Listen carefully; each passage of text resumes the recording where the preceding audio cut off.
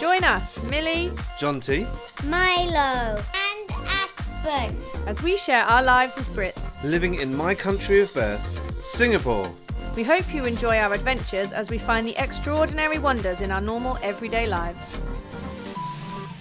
Welcome to Wonderland.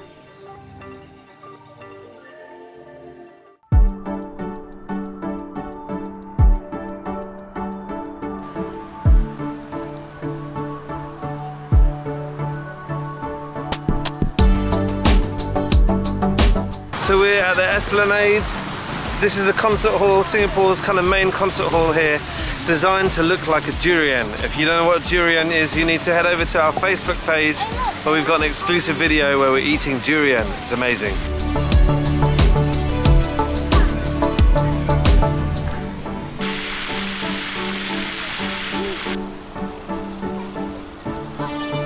The statues of the family is called Makan Angin, which in Malay means eating wind, which I think is really lovely. It's just about going out, enjoying your surroundings, enjoying being outside, which is what we're all about as well. So it's a really nice image that this statue depicts a family exploring Singapore and enjoying all it has to offer.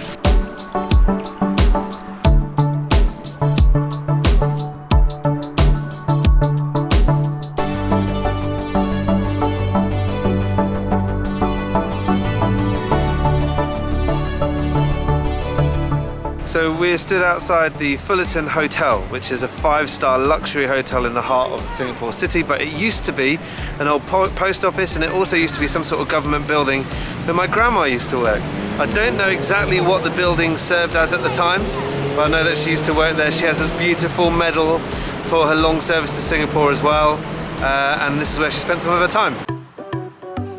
There are some statues along the Singapore River that depict life how it used to be, so we're going to go and see which ones that we can find. There are 2 ways we can go, okay, but it's a loop. So we'll start here and we'll finish here. You'll either go that way across the bridge first, or we go around that way first and then finish after the bridge. So it's up to you. What do you guys want to do? This way?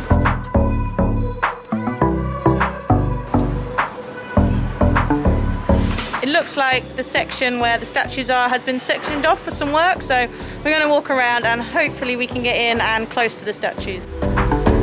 What I love about these bronze statues in particular, my dad talks about how kids back when he was a kid used to jump off this into the river, but this is pretty much what our kids would be doing if they're allowed to, butt naked, jumping off into the Singapore River.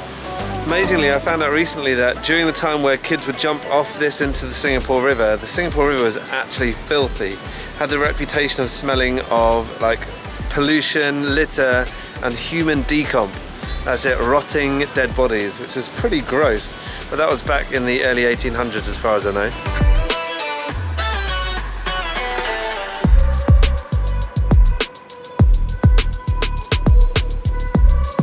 The bumboats that you just saw used to be a really common sight up and down the river, and the statues here are just a little bit to show what the river trade would have been like. This place would have been full of boats, lots of different people trading fruits, vegetables, spices, all those kind of things here. I imagine it would be quite a sight coming here, smelling all the different things, seeing all the different fruits and vegetables for different countries. It would be a really, really cool place to be.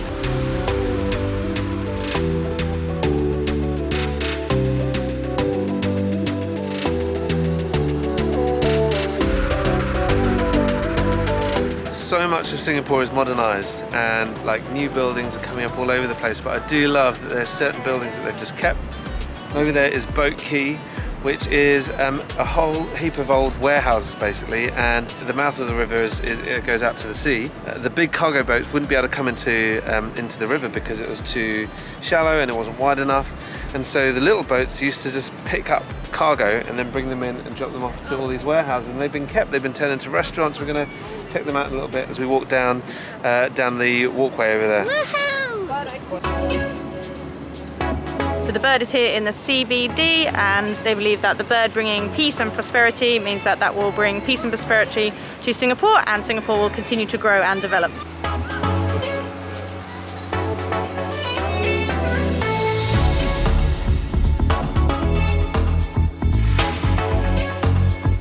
If you look down kind of at eye level, it's really difficult to be able to see the history and to be able to see how it could be old warehouses and all that sort of stuff. But the moment you look up just one floor, you see the original architecture, you see all the shutters, and it just looks beautiful. It's really, really lovely.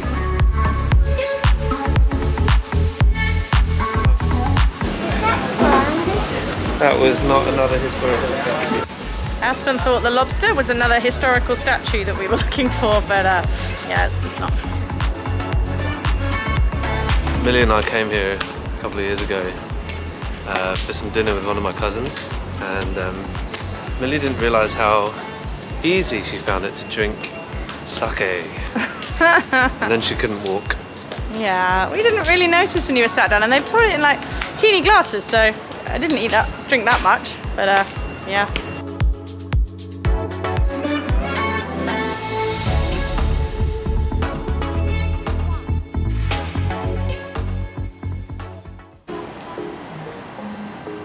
Imagine waking up here with these shutters, opening them up, and before the restaurants you get this amazing view of all the bumboats coming in.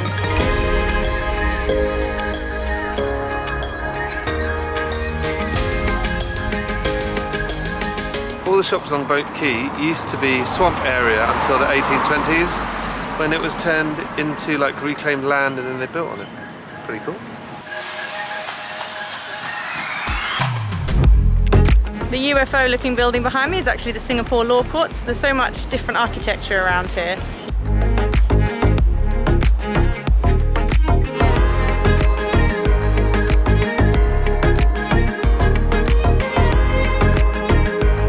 This man is called Stamford Records.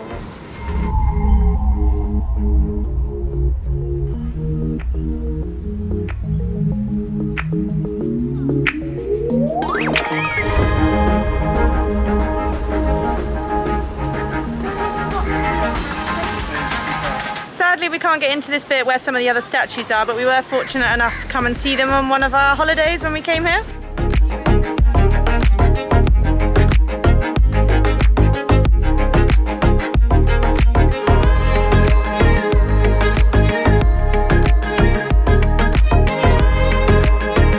This bridge was built in Glasgow and then brought all the way over to Singapore.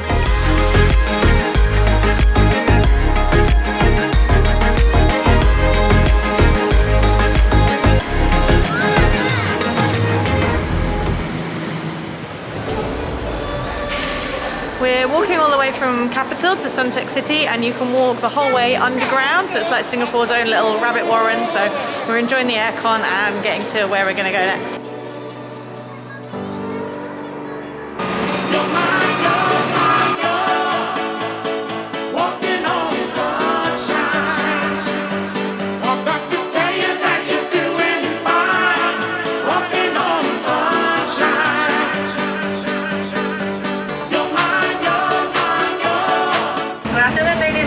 Boys and girls, welcome aboard.